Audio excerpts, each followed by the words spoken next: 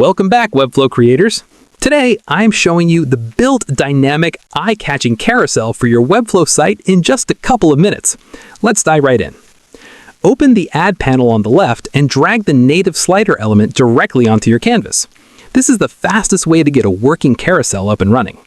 Once you drop it in, you'll see the component appear in your navigator, which includes the slider mask, your individual slides, navigation arrows, and the navigation dots at the bottom. To start adding content, select one of the individual slide elements inside the slider mask. You can now drag any element you want, images, text blocks, buttons, or even entire layout sections right into that slide.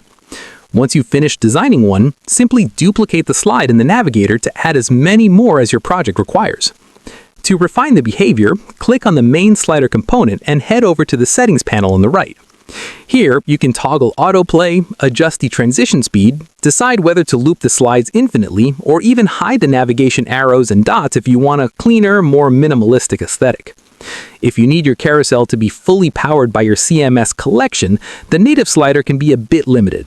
In those cases, I highly recommend using the FinSuite CMS slider attributes.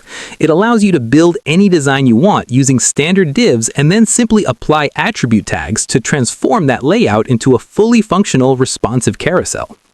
Once you preview or publish, you'll have a sleek, professional carousel that keeps your users engaged and makes your content interactive. If this quick guide helped you level up your design, hit that like button and subscribe for more fast Webflow tips. Drop a comment below letting me know what element you want to master next, and I will see you in the next video.